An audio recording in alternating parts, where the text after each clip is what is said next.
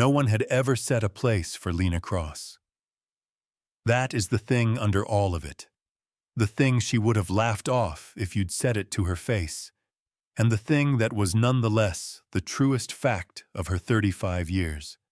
She had carried, by her own rough count, something past 40,000 plates to people who would never carry one for her. She had poured wine for engagements and anniversaries and the quiet, brutal dinners where old money decided who would be allowed to keep their name. And at the end of every one of those nights, she had eaten standing up in a service corridor, out of a foil tray, and gone home in shoes that had stopped being shoes around hour 9. And not once, not at a single table in a single ballroom in 15 years of work, had there been a card with her name on it folded into a little tent beside a glass. She belonged to the room the way the lighting belonged to it, or the floral arrangement. Present, necessary, arranged, and entirely beside the point. She did not feel sorry for herself about it. That is important to understand before the rest. A woman does not last 15 years in catering by feeling sorry for herself. She lasts by learning the room better than the people who own it. Lena could read a banquet hall the way a sailor reads water. She knew which guest at table 9 was about to make a scene and needed his glass quietly underfilled. She knew which dowager wanted to be seen being asked and which one wanted to be left in peace. She knew the back stairs and the service doors and the temperature of every dish leaving the line, and she knew with a precision that had kept her employed when prettier and younger girls washed out exactly where the threshold was. The invisible line in every grand room past which the people who serve are not, under any circumstances, supposed to step. She had spent her whole life respecting that line. She crossed thresholds all night long, a tray on her flat palm, and she was never, on the far side of any of them, anything but staff. So when the agency called her in on a Tuesday and told her she'd been pulled for a private event Saturday, a gala, black glass tower on the east side, the kind of address that doesn't print its number, and that the client's protocol office had a list of rules longer than the menu, she said yes the way she said yes to everything. Because rent was rent, and the rules of rich men's rooms were the only language she'd ever been fluent in. She did not know yet that the man whose threshold she was about to cross had not, in 300 years, ever once been the person who simply walked into a room and was glad to be there. The rules came in a black folder, and they were the strangest she had ever been handed. The servers will not speak unless spoken to. The servers will not make eye contact above the collar. The servers will enter and exit by the north service passage only, and will not, at any point during the rite, cross the marble inlay at the center of the floor. That last one was underlined. There was a diagram. The center of the ballroom on the 40th floor of the tower held a circle of pale stone set into the dark. Old stone, the briefing said, transported, original. And around it the guests would stand, and within it a single figure would conduct what the folder called, with a capital letter that Lena found faintly ridiculous, the Rite of Accession. She'd worked for eccentrics before. Men who wanted the ice carved into their initials, women who fired you for folding the napkin into the wrong bird. A circle of stone you mustn't step on was, frankly, on the tame end. She memorized the diagram the way she memorized everything, filed it under the room's rules, and thought no more about it than she thought about any other line she would spend the night not crossing. The woman who ran the protocol office met the catering staff at the service entrance at 4, and Lena understood within 90 seconds that she had never in her life worked for anyone like her. Her name was Sabine Marchetti, and she was beautiful the way a blade is beautiful, for its edge and for the implied use of it. She wore gray, expensive and severe, and she walked the line of servers with a stillness that made Lena's neck prickle, Because in 15 years, Lena had learned to read people by their small motions, and this woman had none. She did not fidget. She did not shift her weight. She looked at each of them in turn, and her gaze did the thing Lena knew best in the world, the thing every room had always done to her. It took her in, weighed her exactly, and set her down again as furniture. Useful furniture. Furniture that must be where it is told to be. You will be invisible tonight, Sabine said, to all of them, in a voice with no warmth and no cruelty either, which was somehow worse than both. That is not an insult. It is the highest function you can perform. Tonight, a very old thing happens in this room, and it happens correctly, in order, without deviation, or it does not happen at all. You are the order. You will move when the order moves and stop when it stops, and not one of you will be remembered tomorrow, and that is precisely how I will know you have done well. Her eyes passed over Lena and did not stop. Order is not cold. Order is the only mercy a long life ever offered anyone. Remember that, and stay off the stone. Lena tied on her apron and thought, I have been invisible my whole life, lady. You're not telling me anything I didn't learn at 19. She had no idea she had just been warned, in plain language, by the only person in the building who already understood exactly how this night was going to break. The guests began arriving at 8, and Lena's first read of the room told her everything and nothing.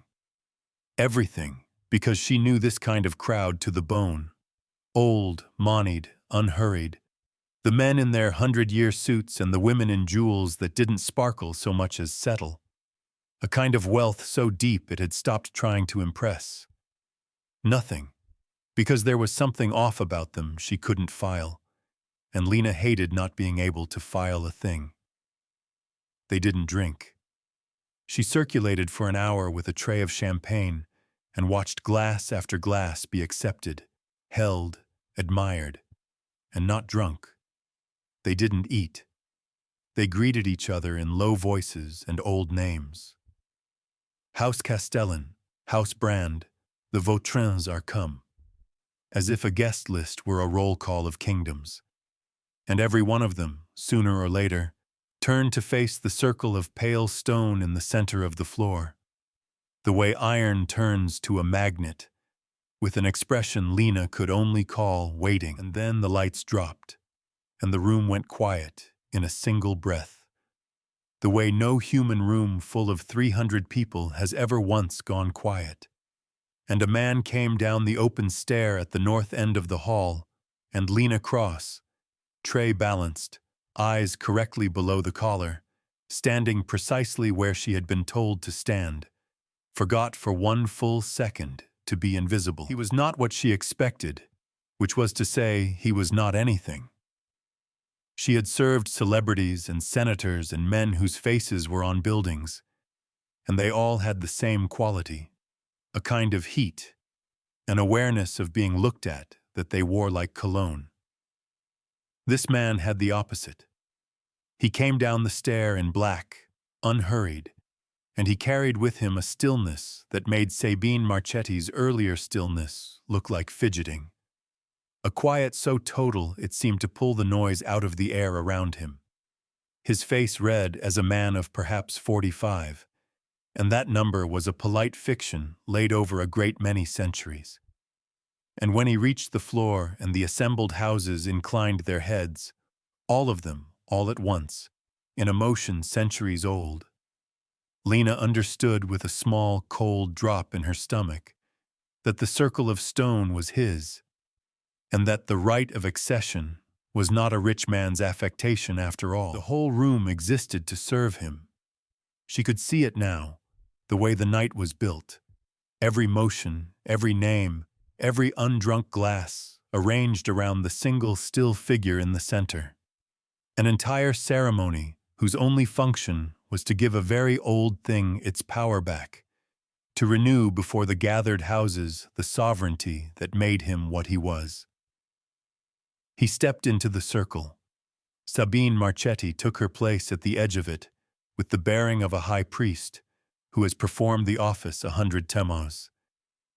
And the rite began, in a low language Lena didn't know, the houses answering in their turn, and the man in the center stood with his arms loose at his sides and let the room pour its power into him the way a glass is filled. And Lena, watching from the edge with her tray, thought the thing that 15 years of reading rooms had made reflexive, the thing she could not have stopped herself from thinking if her life depended on it. He looks like a man at his own funeral, because she had read him too. She couldn't help it.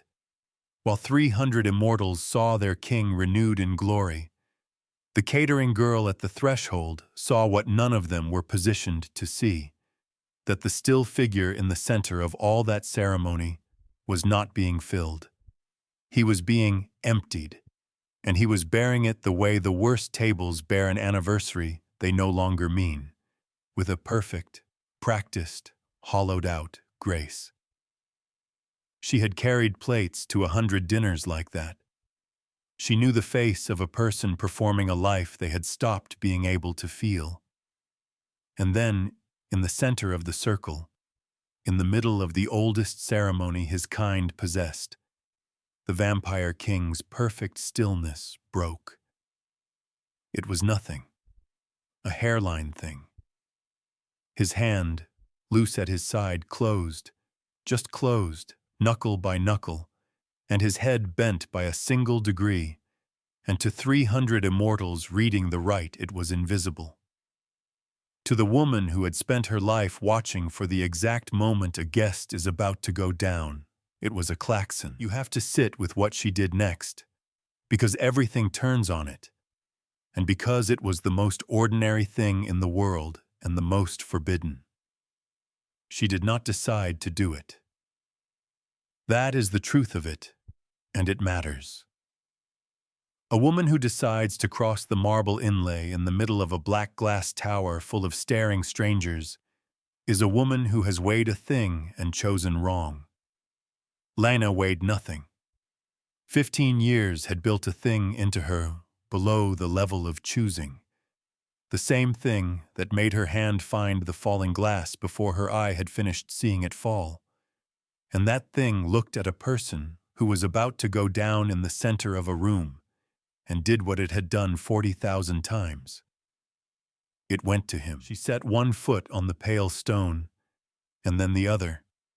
Tray still balanced on her flat palm because some part of her would have died before dropping it, and she walked across the inlaid circle that 300 immortals had been told on pain of unmaking that no one crossed, and the rite stopped. It did not fade. It stopped, the way a record stops, the low old language snapping off mid-word, 300 faces turning toward the small woman in the catering uniform, standing in the center of their most sacred ground. And the silence that fell was the silence of a held breath in a body that has forgotten, for a moment, how breathing works. Somewhere at the edge of the circle, Sabine Marchetti made a sound, a single sharp inhale, the first involuntary motion Lena had seen from her all night, and started forward. Lena didn't see her. Lena had eyes for one person, and she did the thing she had come across the stone to do. She took from her tray the one thing on it that wasn't champagne, a glass of plain still water, because a good server always carries water, because someone always needs the unglamorous thing. And she held it out to the king, and she said, in the low, steady voice she used on the worst tables on the worst nights, the voice that had talked a choking senator's wife back from panic and a drunk groom back from a scene. "Drink this. Slow. You're all right. I've got you." The vampire king looked at the glass. Then he looked at her. Really looked. The way she had felt no one look at her in 15 years of being furniture. His gaze coming up off the water and finding her face and staying there, weighing her the way she weighed a room, reading her all the way to the end. And what moved behind that still face was not anger that the rite was broken. It was not even surprise. It was recognition. The specific, undone recognition of a creature who has been served by ceremony for 300 years and has just, for the first time in living memory, been attended to by a person who saw him and not the office. He took the glass. His fingers, cold, brushed hers, and she felt it go up her arm like a struck note. And he drank, slow the way she'd told him, and over the rim of a glass of tap water, in the ruined center of the holiest rite his kind possessed, the oldest living thing in the city said, quietly, just to her, in a voice with 3 centuries of weather in it, "No one has ever crossed the floor."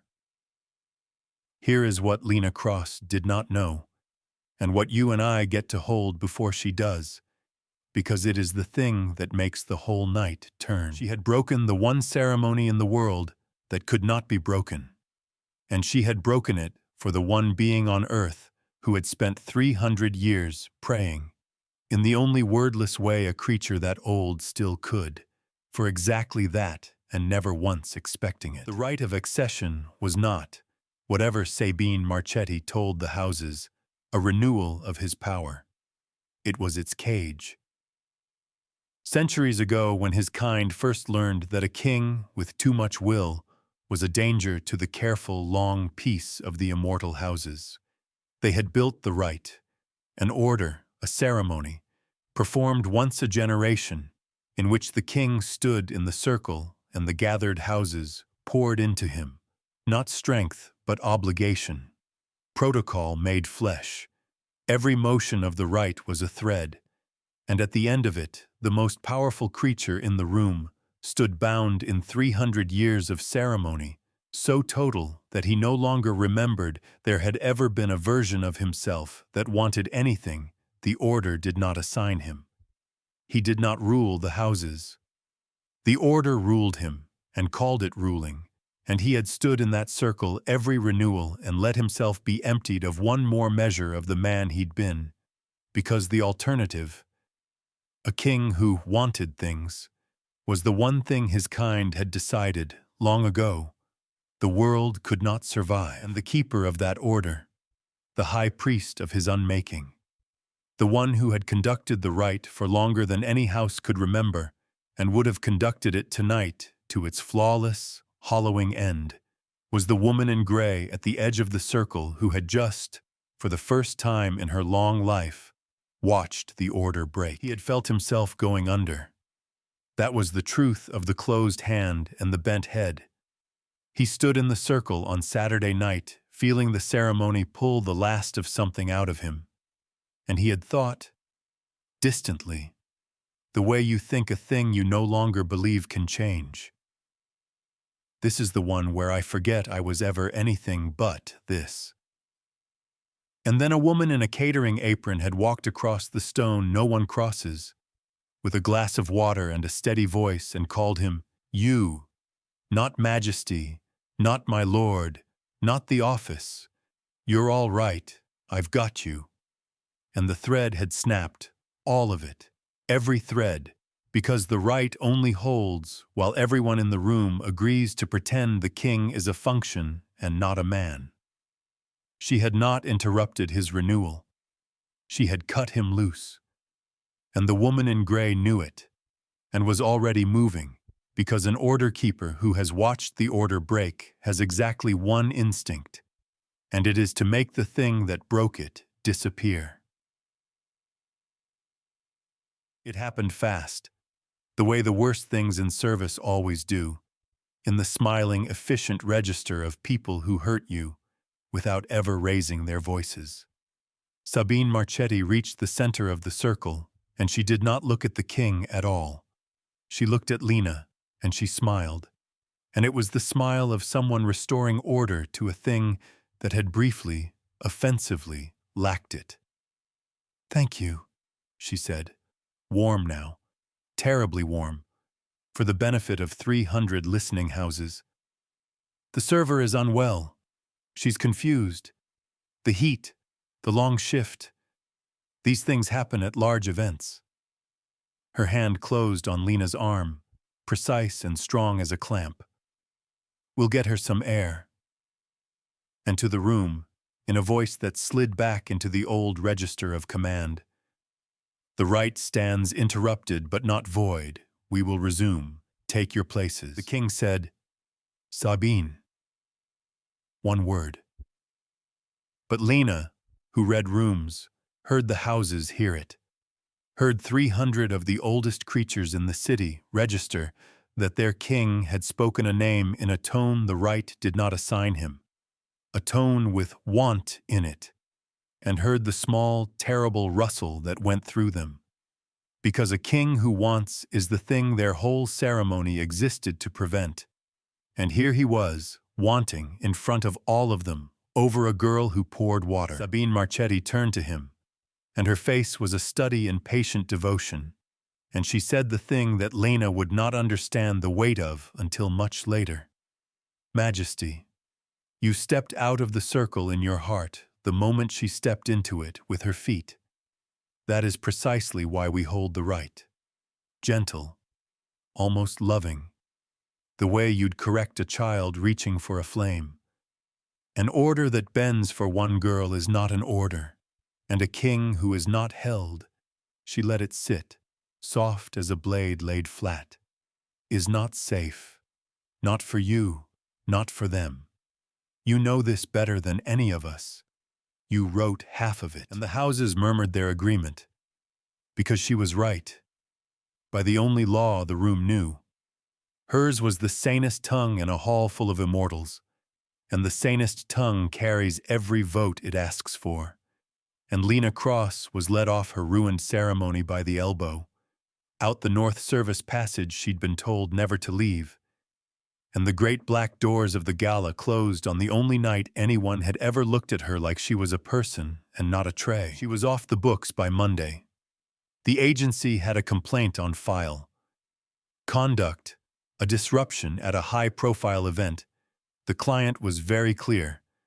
And in the careful, permanent way these things work, no one would say she was blacklisted, and no one would ever call her again.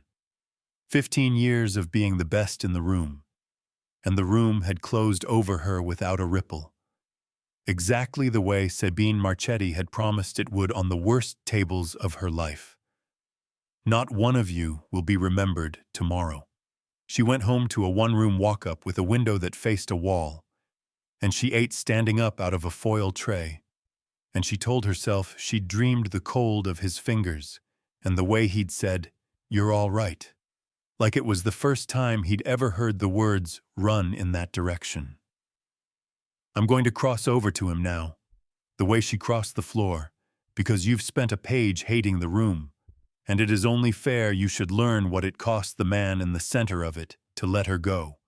The Vampire King finished the rite that Saturday. He had to. A renewal abandoned is a renewal voided, and a king without standing before the houses is not a private grief. It is the careful long peace torn open, houses testing the gap, the old hungers off their leashes, the kind of thing that ends with mortals in the news, and his whole hidden world dragged into a daylight that would not survive it. So he stepped back into the circle, and he let Sabine Marchetti pour the order back into him, every thread, and he stood there and was renewed, and was emptied, and was king, and watched the North Service door close on the one person who had reached him in 300 years, and did the math his long life had taught him was the only responsible math. She was safer gone. That was the whole of it, and it was true, which was the worst part. Sabine had let her be led out alive and merely ruined, because Sabine was, above all things, an economist of order. And a dead server is a disorder, a question, a record, a thread out of place.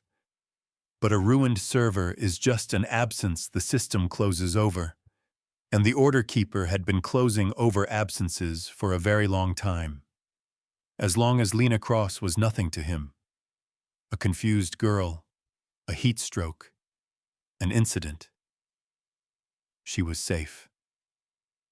The instant she was something, the instant the houses understood that the king's hand had closed, and his head had bent, and his voice had wanted over her, she became the thread Sabine would pull to bind him forever. Immortal he could be made to lose, a leash with a heartbeat. He had seen it before. That was the thing he carried into the dark of the 40th floor in the nights after, alone with a glass of water he didn't need and couldn't stop pouring. 300 years before, there had been a different room and a different order, and a man who had let himself want one thing out loud. A singer, in a court long since rubble. A mortal woman with a voice he'd crossed a great deal of his own protocol to keep near. The order had not killed her. The order was more elegant than that. It had simply made of her a condition. Be still, be small, be exactly what we assign you, or she pays. And he had been still and small and exactly what they assigned him for years to keep her breathing. And in the end, the stillness had not saved her. And he had buried a want and sworn the only vow a creature like him cannot save her. And he had buried a want and sworn the only vow a creature like him can swear saved her. And he had buried a want and sworn the only vow a creature like him can swear over a grave.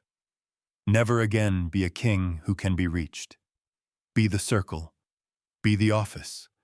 Want nothing the order does not hand you, and they can never again put a heartbeat where your will should be. For 3 centuries he had kept it. He had been the still figure in the center, emptied on schedule, findable by no one because there was no one in there to find. And a woman with a tray had walked across the stone and said, "I've got you." And he had felt 300 years of careful nothing crack straight down the middle, and he understood, with the chilly precision of a thing that has outlasted everything by reading its own peril early, 2 facts at once. The first, that he had wanted something out loud, in front of the houses, and could not take it back. The second, that the only way to keep the want from becoming her leash was to make himself believe, and make Sabine believe, and make the whole watching room believe, that he had let her go. So he let her go. He closed over the absence like a good king, and then, in the dark, he began, quietly, against every thread of the order still humming in his bones, to do the small, impossible arithmetic of a creature deciding that this time the math was wrong. Lena, for her part, did what people who have been quietly destroyed actually do, which is not fall apart. She looked for work. There was none. Not the kind she'd had. The agencies will keep your file active meant the file was a coffin, and the better houses talked to each other, and a server who'd caused a disruption at a high-profile event was a server no protocol office on the east side would let near a tray. So she took what there was, a diner counter, the late shift, the kind of place that doesn't ask for a reference because it can't afford to be picky. And she poured coffee for cab drivers and night nurses and the cheerfully wrecked, and she was good at it, because she was good at every room, and she told herself this was fine. She'd been invisible her whole life. She'd just gotten visible for 90 seconds, by accident, in the wrong room. And the room had corrected the error, and now she was furniture again. And furniture doesn't grieve being put back where it goes. Except she had started, the way she cataloged everything, to keep a tally she didn't dare name, because the things that began arriving did not add up, and Lena Cross's whole life was the art of making things add up. The first was her shoes. She came off a double at the diner to find, in the break room cubby that didn't lock, a box, plain, no card, and inside it a pair of work shoes, the good kind, the kind that cost a week's tips, in exactly her size and exactly the cushioned style a woman who stands for 9 hours learns to dream about. She thought a coworker. She asked. No one. She wore them anyway, because her feet were her livelihood, and pride is a luxury of the seated. The second was the diner itself. 3 weeks into the worst stretch, when the owner was talking about cutting the late shift entirely, a catering account materialized. A standing weekly order, a private client, paid in advance. Generous past tense, the kind of account that saves a failing diner and asks for nothing but that the same server handle it. They asked for you by name, the owner said, baffled and grateful. Said the night girl. Said you'd know how they like it. Lena did not know any private client. She made the order anyway, and she stood in the kitchen at 3 a.m. plating food for a name she didn't have, and the back of her neck prickled the way it had under Sabine Marchetti's gaze. Except this was the opposite of that. This was warm, and that frightened her more. And the third, the one that stopped her tallying and started her thinking, was the man at the end of the counter. He came in on a Tuesday at the dead hour, 3 a.m. when the diner held only her and the fry cook and the hum of the coolers, and he sat at the far stool in a dark coat with the streetlight wrong on him, and he ordered black coffee he didn't drink, and a slice of pie he didn't touch, and he watched her work the empty room with an expression she had no file for, and was beginning, against every instinct of self-preservation, to want one for. He didn't speak above the necessary. He left before her shift ended every time, so she'd never close up alone in the dark. And once, when the diner's ancient water heater died and the dish station went cold, she came in the next night to find it not just fixed, but replaced, gleaming and new, and a folded note tucked under the new burner, the letters cut into the paper more than inked, an old slow hand from before such hands had pens that said only, "A good server always carries water. I am learning to carry it back."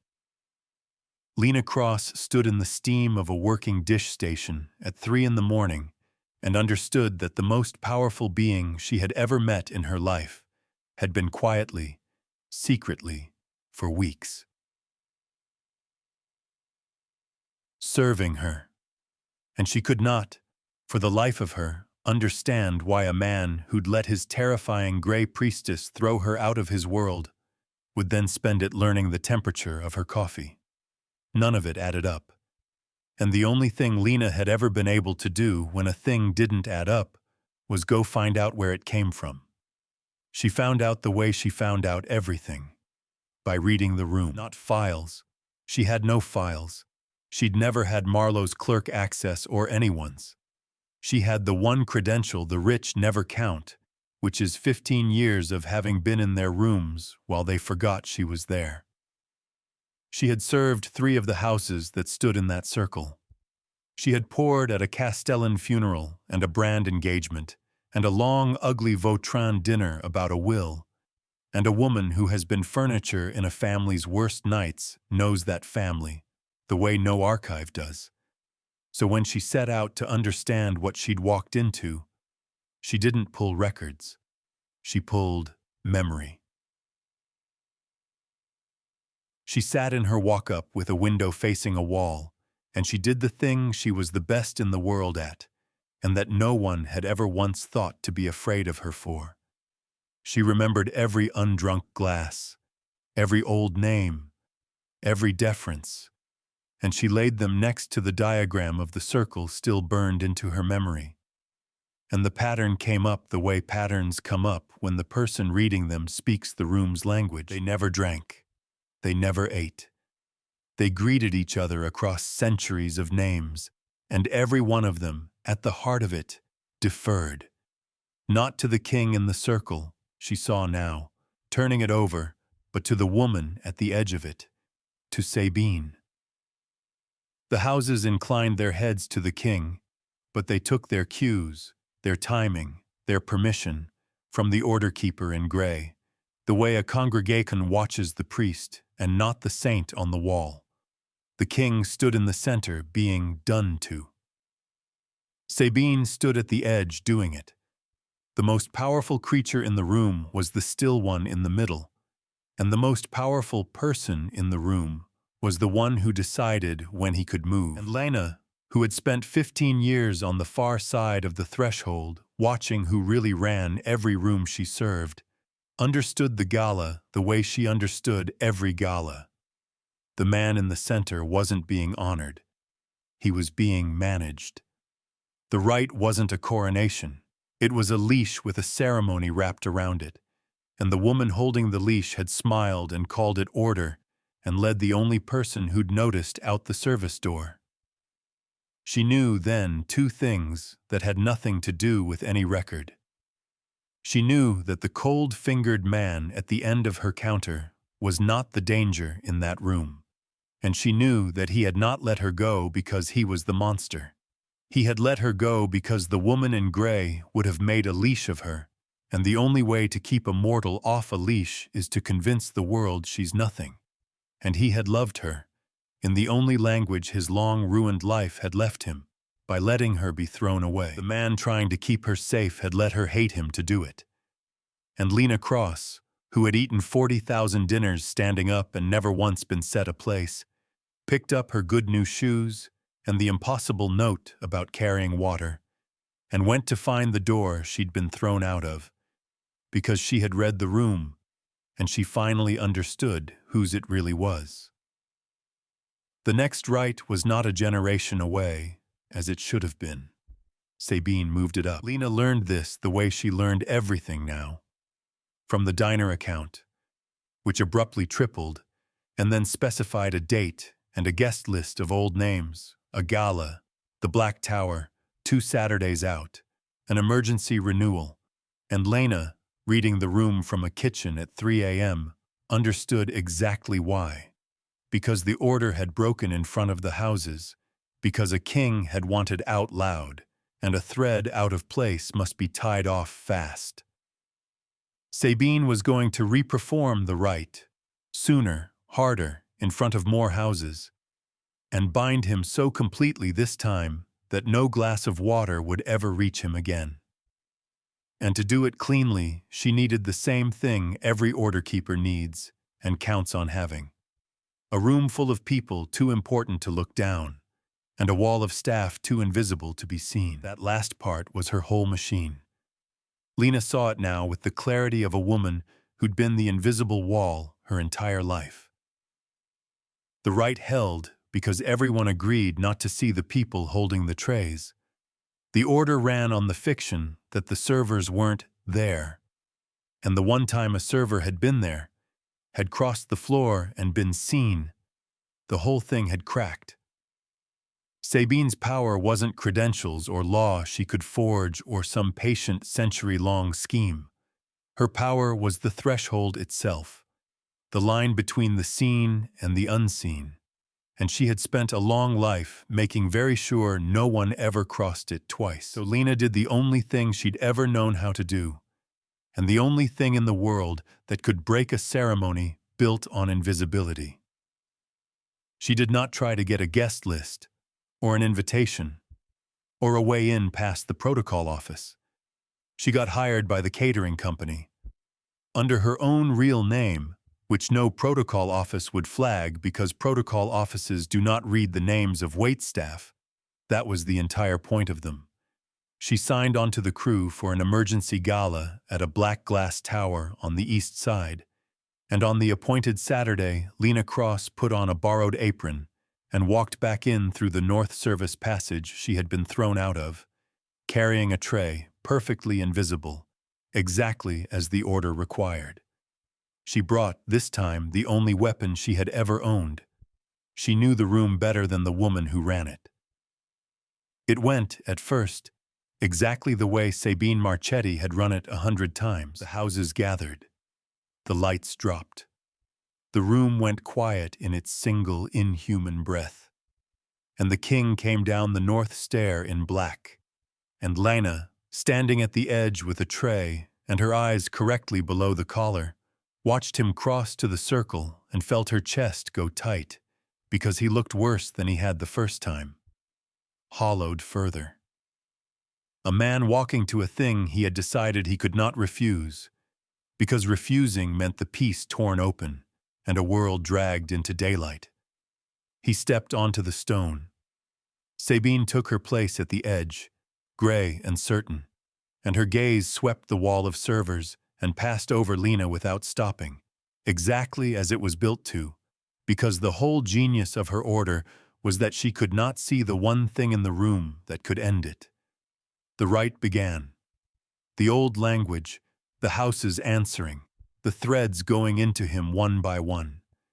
And Lena did not cross the floor. That was the thing she'd understood in her walk-up with the window facing a wall, the thing that made this different from the first night, when instinct had carried her over the stone. She had crossed the threshold last time, and it had broken the rite for a moment, and then the order had simply closed over her and thrown her out, because one server scene is an incident, a heat stroke, a thread tied off. The order survives one. What the order cannot survive, what Sabine Marchetti had spent centuries making sure never happened, is the wall itself becoming visible. So Lena did not cross the floor. She set down her tray, and she turned to the North Service passage, where 24 servers stood in the dark beyond the door exactly as they'd been told, invisible, waiting to move when the order moved, and in a low, steady voice that carried because she had spent 15 years learning to pitch a voice across a room without seeming to raise it, Lena Cross said, "Come and see." And she held the service doors open. They came. The fry line and the bartenders and the coat check girl and the men who parked the cars. The whole vast hidden machinery of the night. The people the houses had agreed for centuries did not exist. They came through the open doors at the edge of the ballroom, and they stepped onto the floor. All of them, dozens of them, crossing the threshold together, into the light, and they looked. Not at the circle, at each other, and at the houses, and at the woman in gray. The simple, impossible act of being seen seeing, and the rite stopped, because the rite was a thing performed for an audience that had agreed to pretend half the room wasn't there. And you cannot pour order into a king in front of 24 witnesses who have just refused, all at once, to be invisible. Sabine Marchetti turned, and for the first time in her long life, Lena watched the order keeper's stillness break. Watched her face do the thing the kings had done 2 Saturdays before, the hairline crack of a creature feeling the floor go. "Get them out," she said, and her voice was not warm now, not the priestess soothing a room. It was the bare thing underneath, and the houses heard it, and that was the second crack. Because a king who wants is a danger the order can explain. But an order keeper who is afraid, who has just been made to shout in front of the gathered houses, who needs the servers gone the way a drowning thing needs air, that is a creature who has just shown 300 immortals that her order was never strength at all. It was only everyone agreeing not to look. The king moved. He stepped out of the circle, fully, both feet, the way no king steps out of the Rite of Accession before it is finished, and the threads of the order tore as he came, and you could feel the room flinch with the violence of it. 300 years of ceremony ripping like wet paper. He did not look at Sabine. He crossed the floor. He crossed it. The man who had never in 3 centuries been the one who simply walks into a room. And he came to the woman in the catering uniform holding the service doors open, and in front of the gathered houses, in the wreckage of the rite that made him king, the vampire king did the second impossible thing. He stopped wanting to be safe. "I am ending the rite," he said. And he said it to the room. But he was looking at her. Not interrupting it. not voiding it for tonight. Ending it. A low ripple passed across the gathered houses, dry and brittle as frost cracking. 300 years I have stood in that circle and let you pour an order into me that I helped build, because I believed, because she taught me to believe. A glance at Sabine, 3 centuries in it. That a king who wants is a danger to us all. And she was right. I am a danger to this. He gestured at the whole arrested machinery of the night. The order, the threshold, the careful peace of the unseen and the seen. Good. It deserves the danger. He turned back to Lena, and his voice came apart at last, not recited, not smooth, but dragged up out of 300 years, a piece at a time. You crossed a floor no one crosses, and you gave me water, and you called me you. I have been the circle so long, I forgot there was a man inside it who could be reached. You reached him, and I let them throw you away to keep you off her leash, and that was the most cowardly thing I have done in 3 centuries. And I am done being held by the people who taught me that letting you go was love. And then the vampire king knelt, in front of the gathered houses, on the cold marble at the rim of his own broken circle. The most ancient breathing creature for 100 miles lowered himself onto one knee before a woman in a borrowed apron and abdicated the only thing his kind had ever agreed kept the world safe.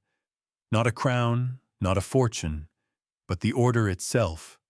The leash with the ceremony around it, 3 centuries of being a function instead of a man, and laid it down at the feet of the one person who had ever looked past the office and seen him. The houses did not, that night, fall on him for it. Stories that end that cleanly are lying to you. What happened was smaller and truer and dramatized in names, the way these things actually turn. Old Castellan, head of the eldest house who had stood in that circle for longer than the others, and had drunk nothing and felt nothing for 200 years, looked at the king kneeling in the wreckage of the rite, and then looked, for the first time in his long life, at the server nearest him, a kid named Marcus who'd been parking the house's cars all night, and Castellan inclined his head. To the boy. A motion centuries old, performed in the wrong direction, and the room felt it go. And Lady Vautrin, whose ugly dinner about a will Lena had poured at, who had not once looked at the girl with the tray, crossed the floor herself, slow, and stood beside Lena, and said into the silence, I with the tray, crossed the floor herself, slow, and stood beside Lena, and said into the silence, I have. The tray, crossed the floor herself, slow, and stood beside Lena, and said into the silence, I have been managed by this woman for 90 years, and called it order. I am finished. One house and then a second, choosing to be reached. The hall tilting the way any gathering tilts once its true center of gravity turns out to sit somewhere no one had been watching. Sabine Marchetti was not dragged out. Her kind never are. She gathered the gray severity around her like the priest she had stopped being, and she looked at the king on his knee, and the server with the open doors, and the houses turning one by one toward the people they had agreed for centuries not to see. And she understood, with the cold competence that had run her order for longer than anyone could remember, that she had lost the room. Not to a scheme, not to a forged credential or a pulled file, to a threshold crossed in the wrong direction by people she had built her whole long life on never having to look at. You think you've freed him, she said, and her voice had settled into a kind of dreadful calm, the poise of someone reading a board whose far moves stretched past anything the hall could picture. She looked at the king. An order keeps a thing safe. You've stood in that circle 300 years because the alternative is what you were before it, and you remember what you were before it, even if they don't. A flick of those still eyes toward Lena. She gave you water. Lovely. Water doesn't hold back what holds the houses to the peace. You'll learn that. You'll come asking me to pour the order back some year, when wanting things has cost you more than being empty ever did. She turned for the north door. The service door, Lena noted, because there was nowhere left in the room for her to stand among the houses. I'll keep the circle warm. And then she was gone, into whatever the world does with a powerful thing that was only ever powerful because everyone agreed not to look. Diminished. Watched. Her word no longer the one that settled any disagreement. Not destroyed. A gray, loose end trailing past the margin of the picture. Because that is how these things genuinely resolve. What that night had cost stayed paid too. The rite was ended, and a king without the order standing behind him was a king the houses now had to choose, to follow rather than a function they were bound to serve. And some of them would not. And the careful, long peace of the immortal houses was thinner now than it had been in 300 years, and that thinness would, in a season far enough off that neither of them would worry over it side by side, cost something. He had been the safest creature in the world, and would never be safe again, and he had laid that down on his knees on a Saturday, and could not pick it back up. And Lena had 2 weeks of being thrown away that no apology returned, and a name in a protocol file that would never quite come clean, and the small, permanent knowledge that the price of being seen once is that you can never again hide. But the doors stood open, and the people who had spent the night being invisible stood on the floor in the light, seen, and did not go back through them. Here's the last of it, and then I'll let you go. The dinner, the first one, the real one, the one that was not a gala or a rite or a room full of people agreeing not to look, happened 6 weeks later in the King's Tower on the 40th floor, in the room where the circle of pale stone still sat in the dark center of the marble. He had not removed it. Lena had wondered if he would, and she understood when she saw what he'd done instead. He had built, over the inlaid circle that 300 immortals had been told no one crosses, a table. A plain, long table set for a great many people, right across the threshold, so that to sit down to eat, you had to step onto the stone. She came up in the private elevator that night, not in a uniform. That was the strangest part. The part she kept touching like a bruise that didn't hurt. There was a dress, left for her by the doorman, with a note in the carved hand. You have set 40,000 places. Sit at one. And she had almost not worn it. Almost come in her good new work shoes and an apron out of 15 years of reflex, because furniture does not dress for dinner.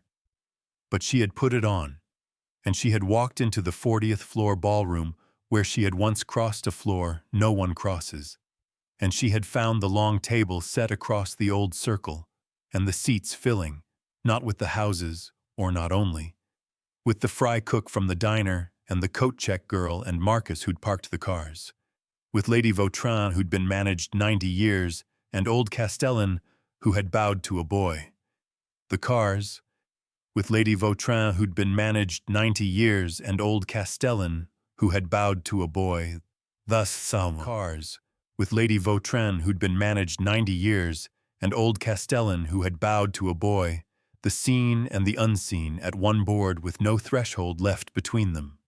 And at the head of it, on his feet, the way she had taught a room full of immortals that you stand when a person enters, was the Vampire King. He pulled out the chair beside his own, and on the table in front of it, folded into a small white tent the way she had folded 40,000 of them for everyone in the world but herself, was a card. And on the card, In the hand, like something carved rather than written, was her name. Lena Cross sat down at the place that had been set for her. She let herself feel it, the chair taking her weight, the stone of the forbidden circle solid and ordinary under her feet, the long, warm table of the seen and the unseen, the cold brush of his fingers as he put a glass of plain still water into her hand before anyone poured the wine. "A good server always carries water," the note had said. "I am learning to carry it back." He had learned. He had carried it all the way back across 300 years, to a place at a table, for a woman who had spent her whole life on the far side of every threshold she ever crossed. And the man who had decided 3 centuries ago to want nothing, the order did not assign him, picked up his own glass, and looked down the long table at the room full of people who had finally agreed to see each other, and then at her. And for the first time in his long life, the oldest living thing in the city was not the still figure being served in the center of a ceremony. He was just a man at his own table, glad to be there, who had set a place for someone and was waiting, gladly, for her to stay. So come back, when the long shift is over and the houses have gone home and the only light still on is the one above the table where the threshold used to be. I'll set out one more card, fold it into its little tent beside one more glass. There's always one more person who has carried 40,000 plates and never once been asked to sit. And I'll tell you whose name this time finally got a place of its own.